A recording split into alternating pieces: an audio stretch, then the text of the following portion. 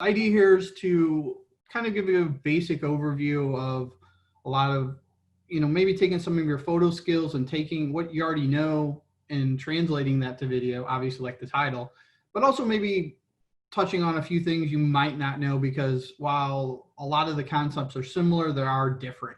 So I'm going to be going through some stuff. I'll be showing a couple videos to kind of illustrate some points. So with that started, I'm going to go ahead and make my slideshow all big, hopefully, and we'll get started. So up on the screen in front of you, you see this like huge, amazing camera rig. That's a red camera with our cinema lens. If you went out and bought that right now, you could go buy a Tesla for the same price. My hope is to teach you a few things so you can take that camera you already got, go out there, and maybe one day you'll find the need to afford that. And you can just say, it was all due to Brian. He was just amazing. So I got a little video here. It's kind of like a product video infomercial for Sigma.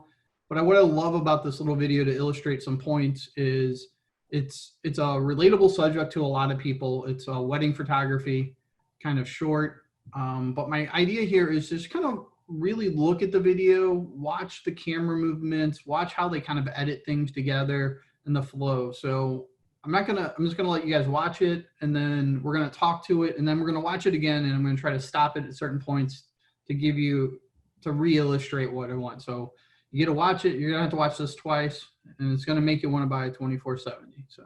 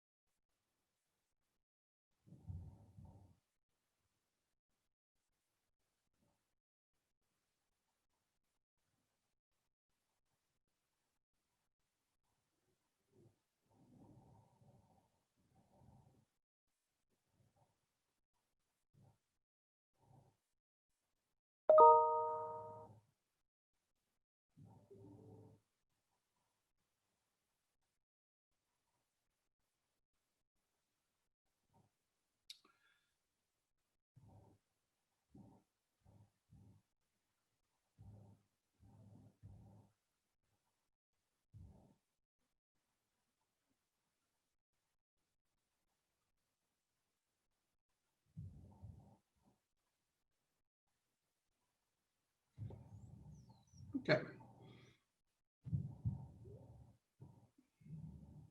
Oh, no need to watch again. So one of the few key things you guys already have and you already know is lenses. Lenses work the exact same way in video as they do in stills. So, your depth of field is still controlled the same way. Your f-stops are going to still, directly relate to, your exposure. A telephoto lens is still going to compress your scene in the same way. Angle of view is still going to be the same. So whenever I'm doing, like, say, a portrait session, I always have like 3 different lenses of some type with me. I have a telephoto to bring a compressed image. I have kind of like a 50 millimeter, a 35 millimeter for environmental shots. And I always love to bring a wide lens to set a grand setting. So those same type of like concepts apply. If you go back to the last video, you'll see that there was like some tight shots, there were some wide shots that were all mixed in. So a lot of the lenses you guys might already own and have will be totally usable when you start doing your video. The idea here is to kind of give you some ideas so that we will go out and actually try some stuff. And then once you actually done some stuff, maybe you pick up some gear you think you're missing, but you can always use another Sigma lens, but the goal here is not to make you go out and buy a ton of stuff, to learn some stuff. So like I said, you want to use a telephoto lens to compress your background, to bring things closer. You can, definitely shoot with a shallow depth of field to kind of make things disappear. One of the keys though, when you move to a video, is shooting at a really, really shallow depth of field, like say a 1.4 or 1.8, makes it really hard to keep focus. So while that looks beautiful in a still shot, when you're just, the eyes in focus and everything kind of falls away and makes everything soft and nice, what happens in video is that 1.8 is then I suddenly move forward and then just my ears in focus and it looks weird. So you can still maintain a shallow depth of field, but I would always recommend you shoot at least like a 2.8 or f4 to make sure you have enough depth of field that your image isn't looking kind of funky, like it's going in and out of focus the whole time. Using a wide angle lens to establish the environment, to establish the person in that space. You just think about how you shoot a photo. If you take that time and figure out, depending on what you guys typically shoot, the same type of thing is going to be used for, stills, So if you're shooting a macro shot and how depth of field applies to that shallow depth of field, maybe you're just going to rack through it to kind of give you that feel and motion, but the idea of how that lens operates is still going to be the same. Composition is still going to, work the same. You want to make sure you have the right angle to tell your story. A 35 millimeter lens put up right to somebody's face is still going to give you that same type of distortion. Maybe you want that, maybe you don't. Maybe that's telling your story in the right way, but you just got to remember and think of those things in the exact same way.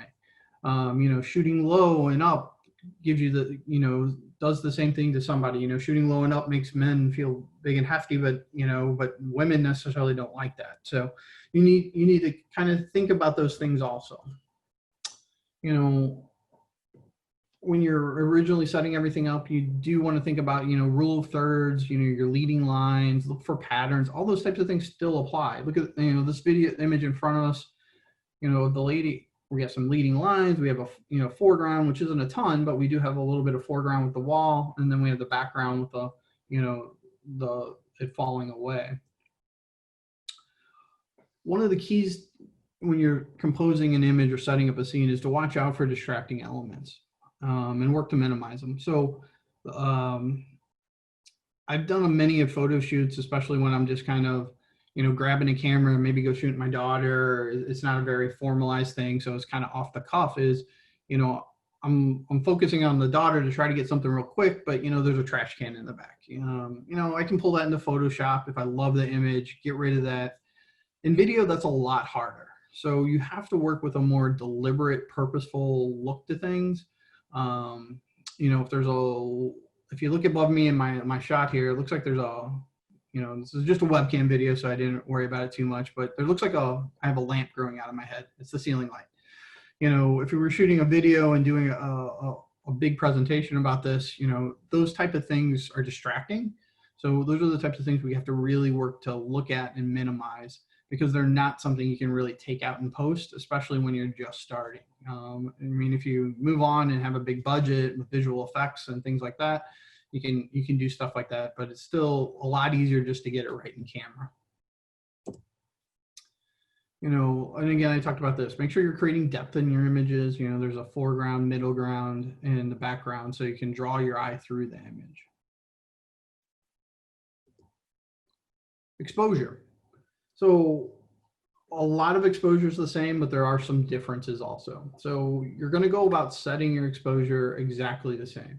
The ISO triangle exists, you have, or your exposure triangle exists. You have ISO, you have shutter speed, and you have your f-stop to relegate your exposure. Now, what happens in video that makes everything a little bit more difficult is your shutter speed is pretty much locked down to a certain degree. So if you're shooting like a 24p video, 24 frames per second, your shutter speed is always going to be pretty much locked at twice that speed. So what do I mean by that? If you're shooting at 24 frames per second, you want your shutter speed to be 1/50th of a second. If you're shooting at 60 frames a second, maybe you're going to shoot it a little faster so you can slow it down. You can have it faster, but you also want to do a little bit of slow motion with that video. Your shutter speed is always going to be like at 1/120th of a second. I can't speak all of a sudden.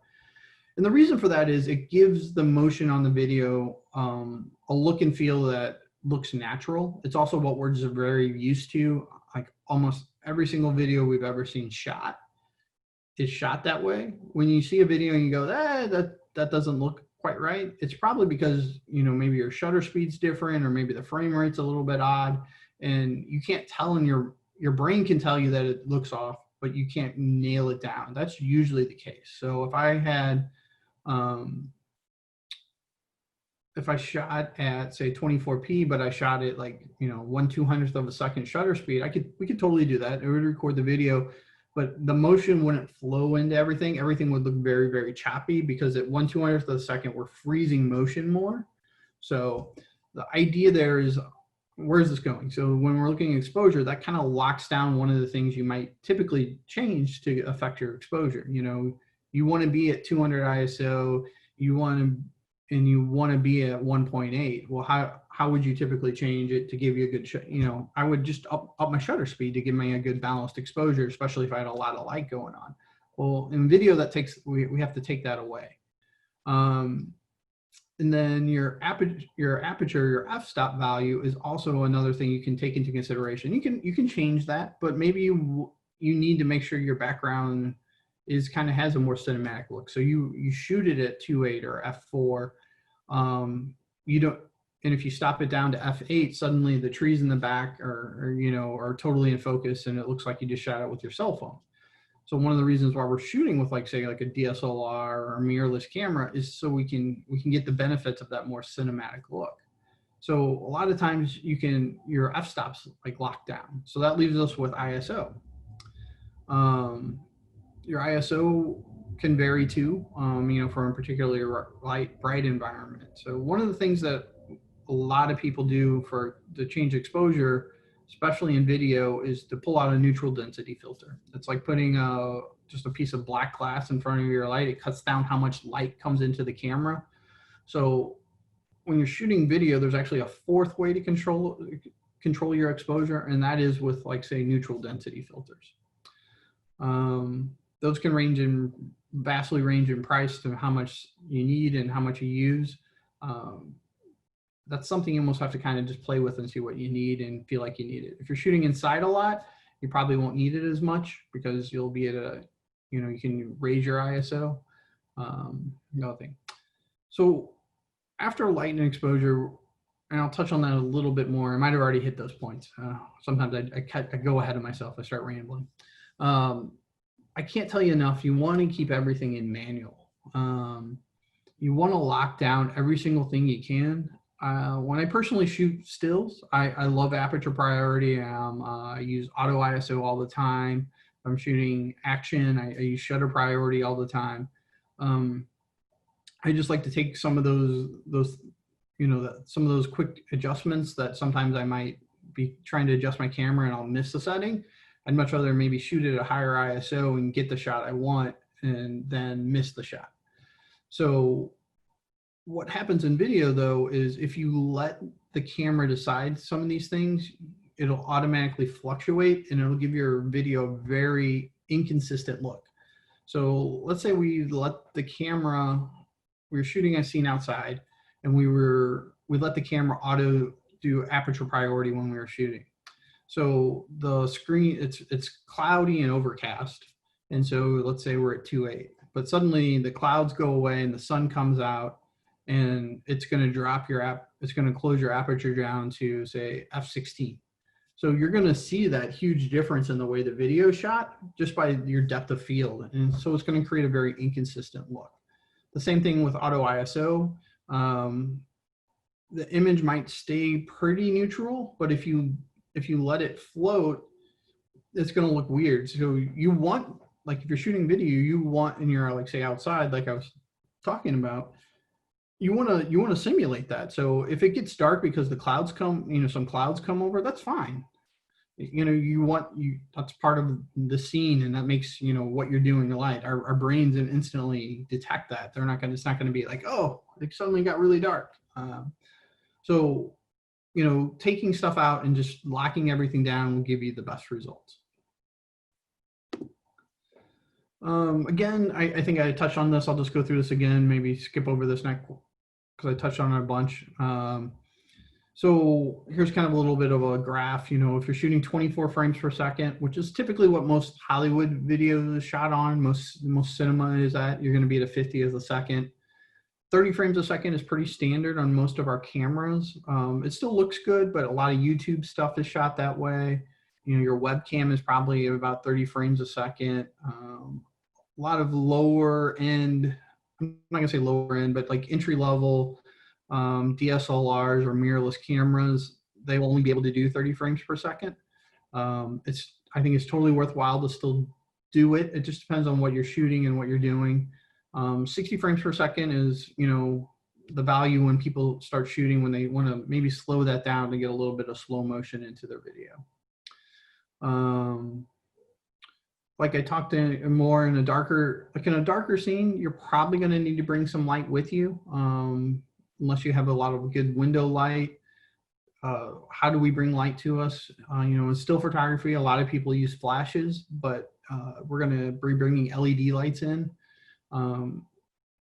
Decently purchased, you know, the price on LED lighting has come down a lot.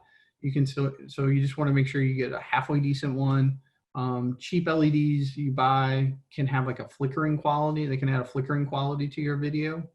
So, you know, I'm sure if you have any certain questions, if you talk to Angel, I know he does he does video and stuff. He can recommend some stuff if you feel you need some LED lighting. In the outdoors, like I said, you can either try to diffuse some of the light. They have what we call the scrim. You can go get, you know, if you're doing this on the, I don't want to say cheap, but you can use a sheet, and it's going to help diffuse the light. You may basically make a big cloud. Neutral density filters is what I talked about earlier. So say you want to still have that shallow depth of field, but you need to knock down how much light is hitting your camera so you can still get the shot and then make it look the way you want, but you're outside in a bright environment. So this is one of the most important things when you're shooting video. I mean, there's a lot of important things, but so when you're using focus, focus really tells your story. Think about how you use focus when you're shooting a portrait. You know, a portrait is, you always want your focus to be like on the eyes. You want to make sure they're crisp and clear and they're expressive. Or you're doing a wedding shot, you're doing hands, or like a ring shot at a wedding. Where's your focus being put? It's put on the rings, and, you know, things like that. So when we use focus in video, it tells your story. I don't want to say it's the issue, but a lot of times your focus is always moving in video. So this is where it gets a little complicated. So, you know, when I first talk to people about still photography and why you want to get off auto, is the camera does a really good job of guessing what you want it to do. But, you know, if there's like your autofocus is typically going to focus on whatever's right closest to the camera. Maybe with facial detection, it's going to focus on the face that's closest to the camera. But if you're trying to focus on your kid that's 3 people back, it doesn't necessarily always do a great job of going, oh, I want to focus on that kid. So this is where you jumping in and telling the camera what to do becomes very important. I suggest you try to a certain degree to learn how to manually focus. It's not easy. There's a lot of tools created within your cameras to help you do it. But if you really want to tell like a kind of a compelling story and get a more cinematic look, it's a skill you kind of have to learn how to go. If we're just shooting like, you know, YouTube videos on how to do stuff, you know, it's not that big a deal. But if we're trying to do like any type of narrative type thing, almost all that type of shooting is done with a manual focus. A lot of like say nicer cameras now do have like touchscreen autofocus, which is kind of cool. You can do things like a rack focus. You can touch the screen on one face, then touch another face, and the camera will slowly pull to the other focus. So if your camera has that ability, definitely use it. It's still not necessarily a replacement for learning how to manually focus, but it's definitely something worthwhile. We'll go through, we're going to watch that video again and kind of stop you. And I want you to really look at how they focus the camera and then how it kind of tells your story. When you leave here today, go watch something. Not necessarily, which I've watched way too much of with my wife lately is, you know, HGTV and, you know, house, because it's kind of reality TV. But, you know, the next time you look go watch your favorite show on Netflix or something, look at how they use focus to really tell the story. Once you kind of look at it and see it, you'll really see how it's used. If you never really think about it, it's just kind of tricking your brain and getting you to do it. But when you start to analyze these type of scenes, I think personally, I find it amazing, and it's actually made me a better photographer and a videographer, just to kind of look at how they do things. And I'm never going to be at that type of probably budget, but it also makes just my smaller stuff I do for work that much better. There are a lot of aids built into your camera that help you. You can magnify the screen. There's things called focus peaking that kind of outlines the edges for when you grab manual focus. And this also kind of goes back to what I was talking about earlier. If you shoot with a wider aperture, it makes it much easier to grab focus. If you're shooting at 1.4 and getting the eye in focus, that turn and to hit that focus is really hard. But if we're hitting it at f4, I have a lot more depth of field, so it's much easier to do that pull in and make sure that we're grabbing focus with a lot more forgiveness. There's a famous cinematographer. His name is you call him Deakins. He did like Blade Runner. He's just amazing. And his quote is, "If you're not shooting at f5.6, you're fooling yourself." So take that to heart. He's one of the best cinematographers that has ever lived, in my opinion, and he shoots at 5.6 all the time. So let's watch this again. I might pause it a couple times or rewind it. So. Does it have sound? Yeah, it does. It's on mute. I turned it off earlier, so on accident. Let's see. I love capturing the moments between moments. Those times where. So like here's a hand shot. It's close to the top, and our focus is really telling the story. Like I talked about earlier, it's right on the ring, and you get that expressiveness with the hands. No one else is looking at what's going on, and I'm there, and I'm capturing it. If you're worried about any of the technical side of what you're doing, you really can't get into a creative mindset. I'm looking for lenses. So let's go back just a little bit here. Watch how that scene pulls in. It goes from his shoulder and pulls into the people. So this is kind of what I'm talking about. See how it kind of goes from him and it pulls in. I want to know that it's going to work. Every time I pick it up, there's no do-overs. There's no, can we do that? And again, they do it again here. Capture the moments as it's happening. The 24-70 gives me the focal lengths that I'm after, but it also gives me the optical stabilization. It allows you a lot of flexibility really quickly. So even going back to that, you see how like just a little bit of camera movement helps also. We get this kind of a nice flary shot, and as we move the camera away, it comes into focus on him. So it's using a different element to maintain that kind of focus. Really quickly without breaking the bank.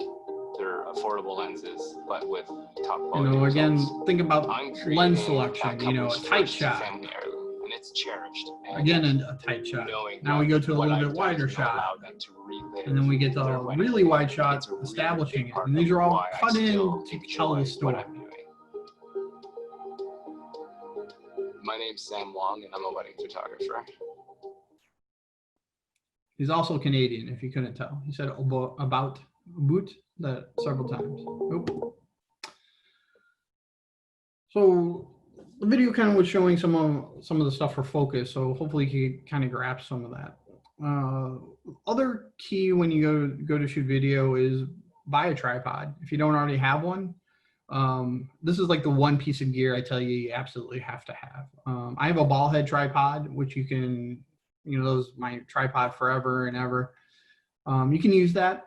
I recently, in the last 3 years, purchased a really good video head. I spent about $200 on it. It's a Manfrotto, but the fluid head allows me to do these very smooth pans. There's a ton of different stuff you can do with video in a good tripod, trick shots and everything. There's 1,000,001 videos out there, people more talented than me showing you how to use your tripod properly and how to use it very creatively.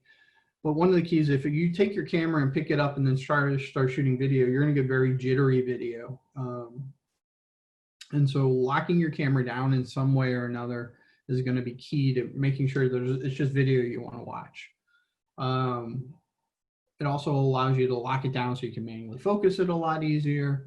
But I do suggest getting a tripod head designed for video if you're shooting video, because it's going to be typically what's called a fluid head. And so it just gives you a very smooth movements, because while your camera's locked down on the tripod, you still want to be able to move it and tell a story, because you'll have pans, you'll be able to, you know, move it up and down, and you want to have that movement while you're shooting. That's all part of video, is kind of creating moving images, and camera movement is very important also.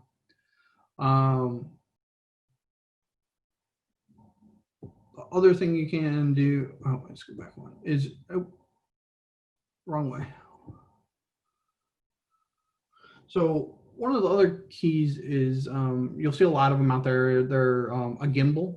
They tend to be more expensive. So since we're talking about like introduction to video, I think a tripod is something you're always going to use, but there is a device. Here, let me pull this over. Something like this.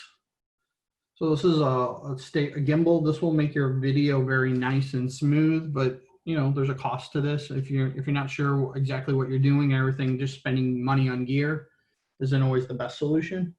But that would allow you to get the camera up and off and still shoot very smooth video. So once you dig into it, you might want to try to rent one, or and try it out, see if it's for you, or you know, go into the store and grab one. You can get a good gimbal starting out anywhere from, I think right around $300.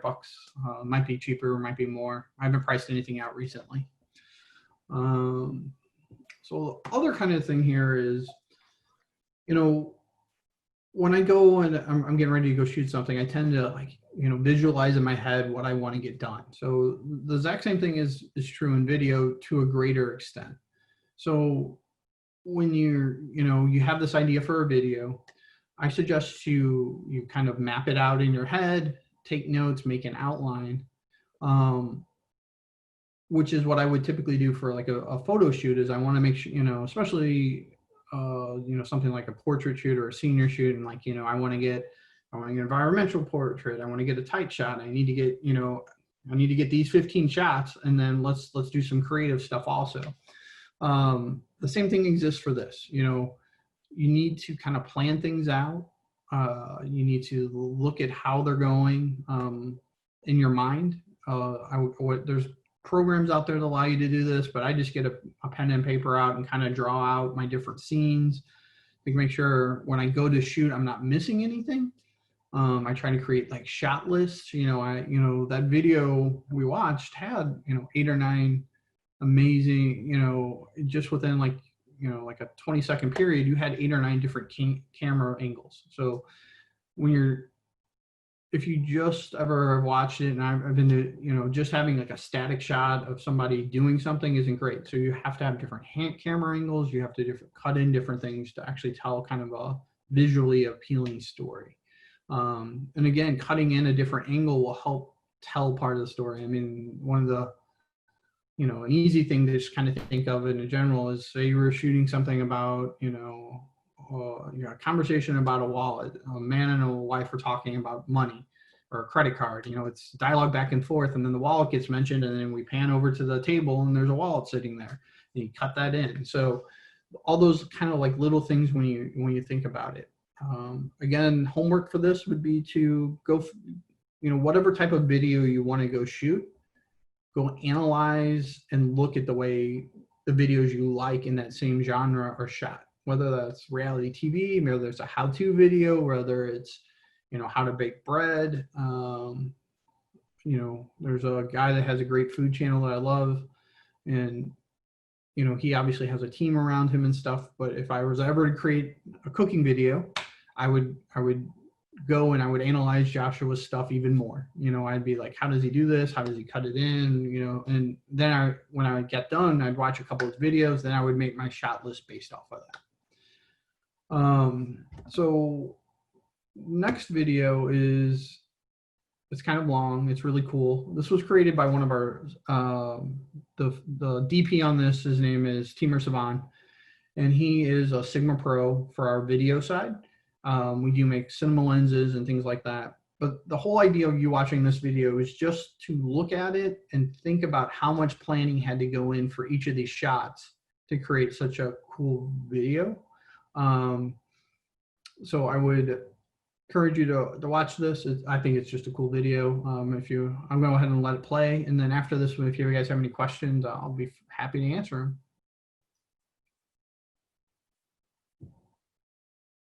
Make sure I got sound this time. There we go.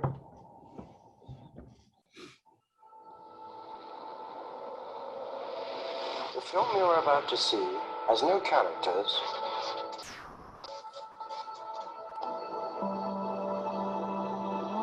If you spare a little of your imagination, it is a film to describe to you the effect of cymatic frequencies on matter.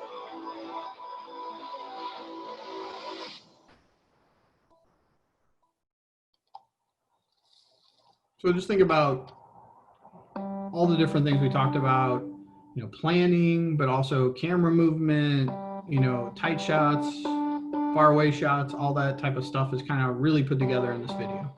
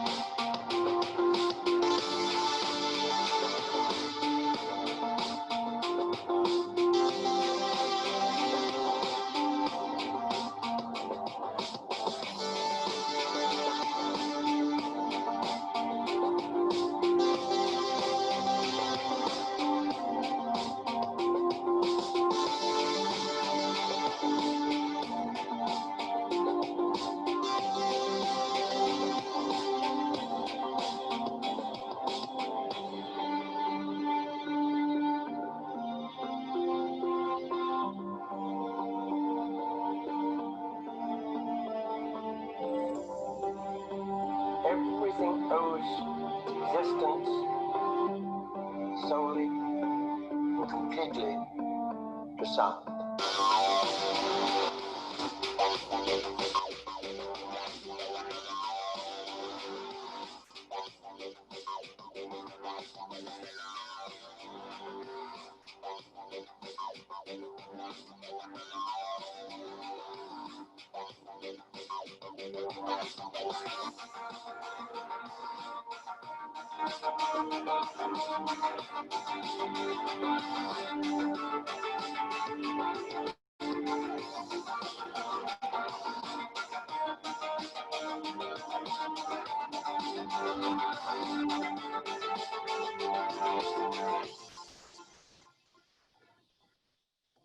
It's one of my favorite shots. That's an awesome video there. Yeah. I still got a couple minutes left. I'll make everybody watch it because it's one of my favorite videos. Did a great job on it.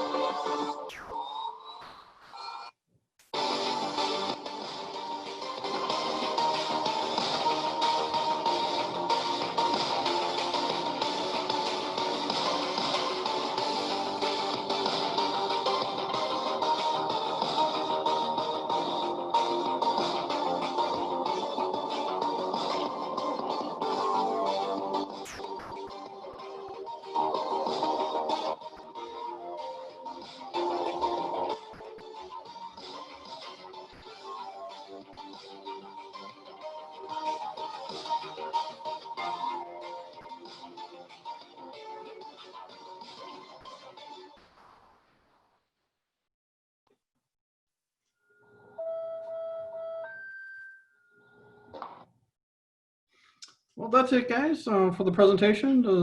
Let's